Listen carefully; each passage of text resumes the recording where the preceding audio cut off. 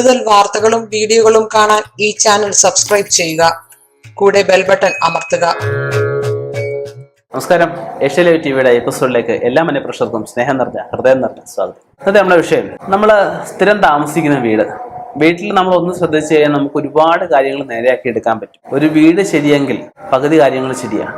ഒരു വ്യക്തി നന്നായാൽ വീട് നന്നാവും, വീട് നന്നായാൽ നാട് നന്നാവും. ഞാൻ പറഞ്ഞതല്ല കേട്ടോ, പണ്ടുള്ളവർ പറഞ്ഞു. അപ്പൊ നമുക്ക് വീട്ടിലെ കിടപ്പുമുറിയിൽ മാസ്റ്റർ ബെഡ്റൂം ആയിക്കോട്ടെ, സാധാരണ കിഡ്സ് ബെഡ്റൂം ആയിക്കോട്ടെ, ഏത് ബെഡ്റൂം ആയിക്കോട്ടെ, കിടപ്പുമുറിയിലെ കട്ടിലിന്റെ അലമാരിയുടെ ഏത് റൂമിലായാലും, ഇപ്പം കബോർഡായിട്ടായാലും അല്ല ഫിക്സഡായിട്ടായാലും അലമാരിയായിട്ടായാലും നമുക്ക് സാമ്പത്തികം സൂക്ഷിക്കാൻ അല്ലെങ്കിൽ ഡ്രസ്സുകളൊക്കെ സൂക്ഷിക്കുന്ന ഒരു ഉണ്ടാവും അല്ലേ. കട്ടിലുണ്ട്, കട്ടിലിൽ കിടക്കാൻ പറ്റത്തില്ല.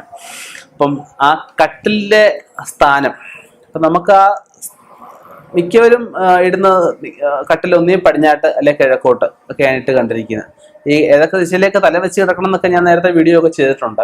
കട്ടില് ഇപ്പോൾ ഒരു റൂം വാസ്തുവിലോട്ട് ഞാനിപ്പോൾ കിടക്കുന്നില്ല, എന്നാലും ഒരു റൂമിന്റെ നമ്മൾ എടുക്കുമ്പോൾ അതിൽ നമുക്ക് പോസിറ്റീവായിട്ട് നമ്മൾ എണീക്കുമ്പോൾ എപ്പോഴും വടക്കോട്ട് മുഖം നോക്കി എണീക്കണം. വടക്കോട്ട് എണീക്കണമെങ്കിൽ നമുക്ക് എന്ത് വേണം? തെക്കോട്ട് നോക്കി എണീക്കാതിരിക്കണം. വടക്കോട്ട് കുബേര കോണാണ് വടക്ക് ദിക്ക്.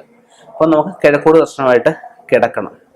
പിന്നെ വടക്കോട്ട് തലവെച്ച് കിടക്കാൻ പാടില്ല എന്നൊരു പക്ഷം പറയുന്നു. അത് കിടക്കാൻ പാടില്ലാത്ത കാര്യം. വടക്കോട്ടും പടിഞ്ഞാട്ടും പാടില്ല, തെക്കോട്ട് മാത്രം തലവെച്ച് കിടക്കാൻ പാടുള്ളൂ. തെക്കോട്ടും കിഴക്കോട്ടും ആവാം. അത് നമ്മുടെ ഭൂമിയുടെ കാന്തിക മണ്ഡലത്തിന്റെ അടിസ്ഥാനത്തിലാണ് ഈ കിടക്കുന്നതിന്റെ. നമ്മുടെ ശരീരത്തിനൊരു ഓറയുണ്ട്.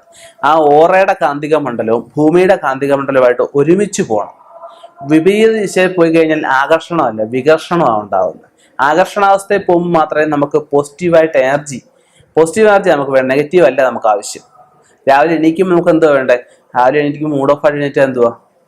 മൂഡ് ഓഫ് ആയിട്ട് എണീറ്റ് കഴിഞ്ഞാൽ അന്നത്തെ നമുക്ക് ഉണ്ടാവുന്ന അനുഭവങ്ങളായാലും വ്യക്തികളോട് സംസാരിക്കുന്നതായാലും, ചിലപ്പോൾ ഓഫീസിൽ പോയി കഴിഞ്ഞാൽ ചിലപ്പോൾ ചുമ്മാ അനാവശ്യമായിട്ട് തട്ടിക്കുക ആൾക്കാരോട് വഴക്കുണ്ടാക്കും. രാവിലെ നമ്മൾ എണീക്കുന്നത് എങ്ങനെയാണോ അതനുസരിച്ചിരിക്കും രാവിലത്തെ ദിവസത്തെ നമ്മുടെ കാര്യങ്ങളൊക്കെ കിടക്കുന്നത്. അപ്പം അതിലേക്കൊന്നും ഞാൻ കൂടുതലായിട്ട് കിടക്കുന്നില്ല. അപ്പം കിടപ്പുമുറിയിൽ പറഞ്ഞ രണ്ട് സ്ഥാനം ഒരു സൈഡിൽ ഒതുക്കി ഇടുന്നതായിരിക്കും കട്ടിൽ എപ്പോഴും നല്ലതായിട്ട് പറയുന്നത്. പിന്നെ തെക്കോട്ട് ദർശനമായിട്ട് തെക്കോട്ട് വാതിൽ തുറക്കത്ത രീതിയിൽ ഒരു കാരണവശാലും അത് ഏത് മൂലയ്ക്കും ആയിക്കോട്ടെ അലമാരി വെക്കരുത്. അതുപോലെ തന്നെ തെക്കേ മൂലയ്ക്ക് നികോണാണ്, ഈ ഭാഗത്ത് അലമാരി വെക്കാൻ പാടില്ല. കിഴക്ക് വടക്കേ ദിക്ക് അല്ലെങ്കിൽ വടക്ക് പടിഞ്ഞാറേ ദിക്ക് ഒക്കെ വളരെ അനുകൂലമായിട്ട് പറയുന്നുണ്ട്. കട്ടിലെപ്പോഴും കന്നിമൂലയോട് ചേർത്തിടുന്നതായിരിക്കും, ആ റൂമിന്റെ കന്നിമൂലയോട് ചേർത്തുന്നതായിരിക്കും ഏറ്റവും നല്ലത്. വടക്ക് ദിക്കിലേക്ക് നമ്മൾ അലമാരിയുടെ വാതിൽ തുറക്കുന്നത് ഏറ്റവും ശുഭകരമാവും എന്നാണ് പറയുന്നത്. ആ വാതിൽ തുറക്കുന്നത് നമുക്ക് സാമ്പത്തികം ആകർഷണത്വം ഉണ്ടാവാനും വരുന്ന സാമ്പത്തികം നല്ല രീതിയിൽ വിനിയോഗിക്കാനും സേവ് ചെയ്ത് വെക്കാനും സമ്പാദ്യശീലങ്ങൾ നമുക്കുണ്ടാവാൻ വളരെ വടക്ക് ദിക്കിലേക്ക് തുറക്കുന്നത് കിഴക്ക് ദിക്കിലേക്ക് തുറക്കുന്നത് ഏറ്റവും കൂടുതൽ സഹായകമാവും. നമുക്കെന്ന് പറഞ്ഞാൽ കാറ്റ് പടിഞ്ഞാറ് നിന്ന് കിഴക്ക് നിന്നും പടിഞ്ഞാറാക്കാൻ വരും അല്ലേ. വടക്കും തെക്കോട്ട് പോകുന്നതൊക്കെ വളരെ ചുരുക്കമാണ്. അപ്പം നമുക്ക് കാറ്റിൻ്റെയും വെളിച്ചത്തിൻ്റെയൊക്കെ ദിശയ്ക്ക് അനുസരിച്ച് വേണം, അതിലേക്ക് നമ്മൾ വരത്തക്ക രീതിയിൽ വേണം നമ്മളത് വെക്കാനായിട്ട്. പടിഞ്ഞാറേക്ക് അലമാരിയുടെ വാതിൽ അങ്ങനെ വെക്കാൻ അത്ര ഒരു മധ്യമമായിട്ട് ഉത്തമമായിട്ട് നമുക്ക് പറയാനൊക്കത്തില്ല, മധ്യമമായിട്ടൊക്കെ നമുക്ക് ചെയ്യാൻ പറ്റുന്ന കാര്യങ്ങളാണ്. എന്നാൽ ഒരു കാരണവശാലും തെക്കോട്ട് വാതിൽ തുറക്കത്തക്ക രീതിയിൽ വെക്കാതിരിക്കുക. ഇപ്പം കട്ടിലിന്റെ സ്ഥാനം നോക്കിയിട്ട് നമുക്ക് വരുന്ന ഭാഗ്യം നിർഭാഗ്യമൊക്കെ നമുക്ക് തന്നെ അറിയാൻ പറ്റും. ഞാൻ ഈ പറഞ്ഞ രീതിയിലൊന്ന് അറേഞ്ച് ചെയ്ത് നോക്കിക്കോ, ഒരു വ്യത്യാസം വരുത്തി നോക്കിക്കോ. ജസ്റ്റ് മുറിയിലെ ഒരു കൂടി വന്ന ഒരു 15-20 മിനിറ്റത്തെ വ്യത്യാസം ഒരു കാര്യമല്ലേ ഉള്ളൂ.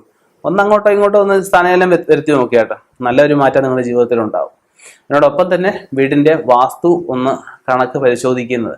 ഈയിടെ വളരെ കേരളത്തിൽ പേരുകേട്ട ഒരാൾ വന്ന് വാസ്തു ഒക്കെ നോക്കി വെച്ച ഒരു വീടാണ്. നമ്മൾ പ്രശ്നം നോക്കിയപ്പോഴത്തേക്കും വാസ്തുവിന് ചെറിയ വിഷയം കാണുകയുണ്ടായി.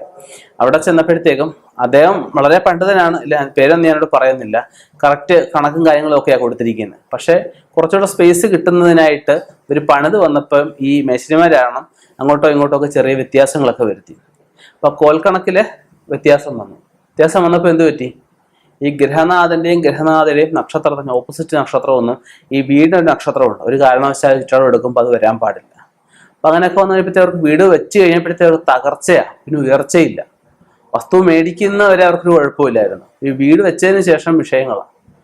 അപ്പം അങ്ങനെയൊക്കെയുള്ള അനുഭവം ഉള്ളവരും ഞാൻ ഈ പറഞ്ഞ കാര്യങ്ങൾ ഒന്ന് ശ്രദ്ധിക്കുന്നത് നന്നായിരിക്കും. ഇനിയും ഇതുപോലെയുള്ള വ്യത്യസ്തമായ വിഷയങ്ങളുമായി കണ്ടുമുട്ടാം. നിർത്തുന്നു. നന്ദി, നമസ്കാരം.